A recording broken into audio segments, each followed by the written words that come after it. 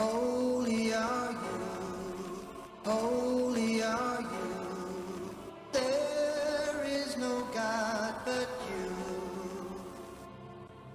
there is no God but you. Welcome back to Miracles Ministries, B'nai Yisrael. This is study number 2, Parallels of Slavery. The history of the Israelite nation began in the land of Ham, which was ancient Egypt. Israel spent 430 years in Egypt. They entered 70 in number, including Joseph and his family, and left with well over 1 million plus Israelites. Israel, Egyptian history began with Joseph. Joseph was one of the 12 sons of Jacob. He was sold into Egypt as a slave by the Ishmaelites. But he was the first Israelite that was in bondage in Egypt. Had Joseph not been sold into Egyptian bondage, the Israelites' history in Egypt would not have been the same as we know it today. Now let's begin to look at the undeniable parallel between the Hebrews' first captivity in Egypt and their last great captivities in the Americas. Let's start this off with the prophecies of Deuteronomy chapter 28 verse 68, which states, "And Yah shall bring you into Egypt again with ships, by the way whereof I spoke unto you. You shall see it no more again, and there you shall be sold unto your enemies as bondmen and bondwomen, and no man shall buy you." I have shown how this particular curse related to Israel in the Americas. But pay attention to the beginning of this verse. It says, "Yah shall bring Yisrael back into Egypt with ships." This prophecy was spoken to the Israelites as they were just leaving, freed from physical Egyptian bondage. Israel walked out of Egypt on dry land and could have walked back on dry land, because during biblical times and before the digging of the Suez Canal in 1865, Israel and Egypt was one continual landmass. So why did Yah mention them going back into Egypt in ships? Simple. Yah was going to send Israel back into a captivity similar to the captivity they had just left in Egypt, but this time they were going back in ships. Notice in this verse it says Israel will be sold to their enemies. It doesn't say they will be sold to the Egyptians. This is showing us that Egypt mentioned in this verse is not the physical land located in northeast Africa, but a spiritual captivity that is reflected of the first Egyptian bondage. Look at Deuteronomy chapter 28. It was noted that in scripture, Egypt was a symbol of bondage to the Israelites. Egypt is called the house of bondage. Exodus 13:3, 14, 20 and 4, Deuteronomy 5 and 6, 7 and 8, 26 and 6. The iron furnace, Deuteronomy 4 and 20. Furnace of affliction, Isaiah 48 and 10, which are all synonymous with hard slavery. Deuteronomy 28 and 68 is telling us Israel will go into a parallel Egyptian captivity in ships. This has happened to the Hebrews, the blacks, in the Western Hemisphere. With the coming of the transatlantic slave trade, nowhere in scripture does it says Deuteronomy 28:68 had occurred during biblical times. So let's look at the parallels between the Hebrews' first and last captivity. Note, I will start this off with Joseph in Egypt because it is with Joseph that the Israelites' history in Egypt began. So I will point out a few things that happened to Joseph as they were to become a symbol of the things to come for his people. Joseph was sold by the Ishmaelite Arabs to the Egyptians as a slave. Genesis 37, 27 through 28 and 39, 1 through 2. This is the beginning of the Israelites' history in Egypt. Hebrews were being sold into slavery by the Arabs thousands of years before the Europeans arrived. It was the Arabs that first sold Hebrews to the Europeans, the Portuguese. Figures on the Arab slave trade in Africa are hard to come by, but the historian Paul Lovejoy estimates that some 9.85 million Africans, Hebrews, were shipped out as slaves to Arabia and in small numbers to the Indian subcontinent. Lovejoy breaks his figures down as follows. Between AD 650, 650 and 1600, an average of 5,000 Africans, Hebrews, were shipped out by the Arabs. This makes a rough total of 7.25 million. Then between 1600 and 1800, another 1.4 million Hebrews were shipped out by the Arabs. The 19th century represented the highest point of the Arabian trade, where up to 120,000 Hebrews were shipped out everywhere. The total figure for the 19th century alone was 1.2 million slaves to Arabia. According to Lovejoy, another 4.1 million Africans were shipped across the Red Sea to the Persian Gulf and India. This trade also, with the notable exception of some Portuguese involvement in the area of Mozambique and of 18th and 19th century French exports to islands under their control in the Indian Ocean, was largely conducted by Arab Muslims, as Duncan Clark. Arabs are continuing to buy and sell Hebrews into slavery throughout the southern Sudan and other Arab countries. Joseph's name was changed to Zaphanappaneah by Pharaoh. The changing of the Hebrews, the blacks, name was a common practice here in the Americas.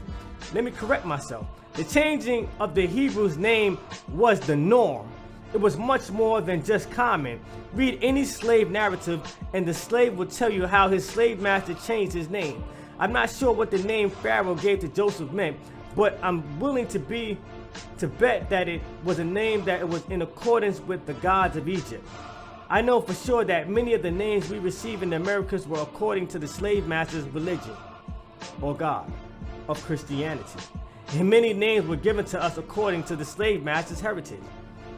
Joseph was thrown in jail because his slave master's wife wanted to sleep with him, but he refused. So she lied and said he tried to rape her. Genesis 39, 7, 10, 12, 19, and 20. This sounds very familiar to anybody who is familiar with the Hebrews, the African American history in the U.S. There were many Hebrew men during slavery who were falsely accused of raping or making sexual advances toward the masters, the white woman's wife. Most who were accused were lynched, and many were also sent to jail. Even after slavery, many Hebrew men and Hebrew towns got destroyed because a white woman falsely accused them of raping her. The children of Israel had a population growth in Egypt. The Egyptians were afraid of this growth because they feared that Israel would join one of their enemies and come against them. Exodus 7, 9 through 10 and 12. The population of the descendants of slaves in Western Hemisphere countries in 1950 was 48 million. The biggest success story in sheer numbers among the Hebrew communities of the New World was in the U.S. When the legal slave trade with Africa ended in 1808, there were about 1 million Hebrews in North America. When chattel slavery ended in 1865, there were about 4.5 million, a 3.5 million population increase. In 1950, there were 15 million, and in 1990, there were at least 30 to 35 million Hebrews here. A 24.5 to 29 million population increase in 125 years. This population growth was not the result to any significant degree of slave breeding by the masters. The majority of slaves brought to the West were brought mainly to other Western Latin American countries. North America didn't receive a majority of the slaves brought to this hemisphere. The Hebrews, so-called African Americans, population is the result of natural growth. To be considered African American means you are a descendant of the slaves that were brought to North America. The American government has always been fearful of us, joining onto one of its enemies and coming against them. During the Revolution War, the government thought our people would join forces with the British. They thought we would join forces with the Indians. They thought we would join forces with the communists, and so on and so on. This is why the government is fearful today of any kind of pro-black movement. They believe, just as Pharaoh did, that we would rise up, join one of their enemies, and come against them. The government has been fearful to this during slavery and even now. Egyptians put hard bondage on the Hebrews they put taskmasters over them in the field to increase their bondage. Exodus 1:11 and 14. Slavery in the Americas was known as the peculiar institution. It is also said to be the worst form of slavery ever. Slavery in the West was very hard. The slaves worked all day and part of the night under some extreme conditions. The ancient Egyptians assigned taskmasters over the ancient Hebrews. In the Americas, the taskmasters were called overseers. The job of both the Egyptian taskmasters and overseers was to keep the slaves in line. Both were assigned over the Hebrews in the fields. Both made the jobs of the slaves harder than when they made it harder when they were the drivers. They pushed the slaves to be limited. The plantation overseers in America were usually whites who threatened and tortured our people in order to get more work out of them.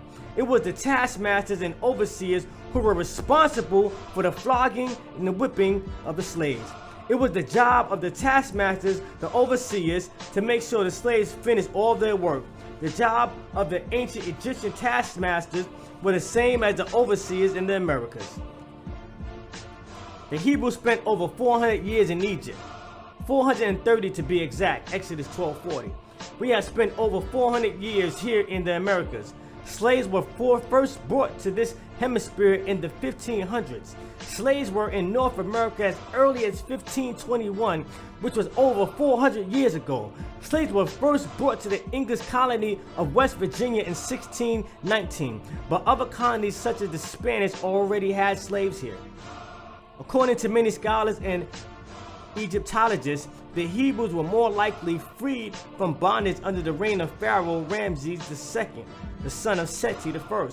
The Hebrews, the so-called African Americans, were freed from chattel slavery under President Abraham Lincoln.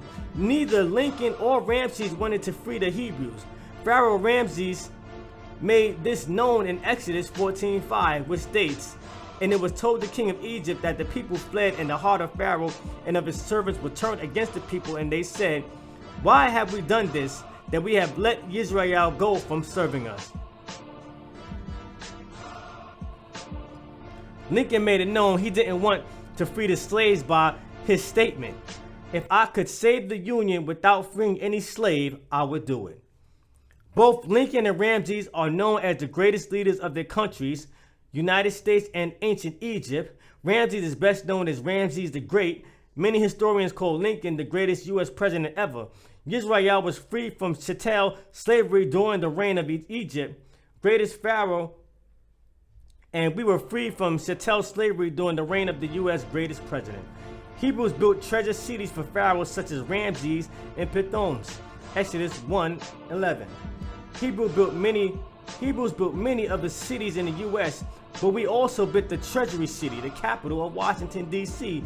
In a recent Associated Press article, this was revealed. Here is a portion of that story. Washington.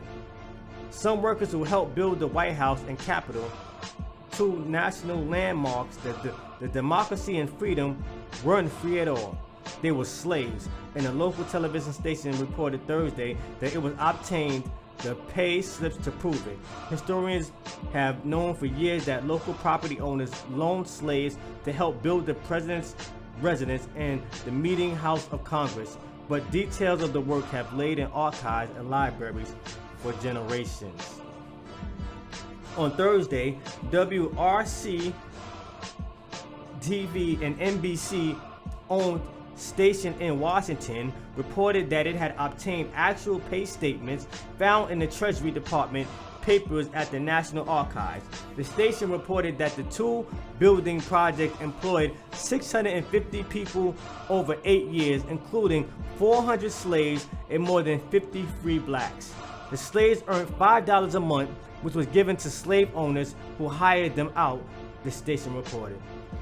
As was stated at the beginning of this message of the study, I have tried to show the parallel between the Hebrews in Egypt and the Hebrews in the United States. There are a few more parallels that I will add once I have done a little more research into them, but this was done to show you that Yisrael was prophesied to come back into Egypt in ships. And when millions of men, women, and children were stolen from the continent of Africa and brought into the west in ships. This was the fulfillment of that prophecy. That's why there is a parallel between both captivities. Thank you for listening to this study. This was the parallels of the slaveries. Study number 2, Miracles Ministries, B'nai Yisrael. Yeshua Shalom.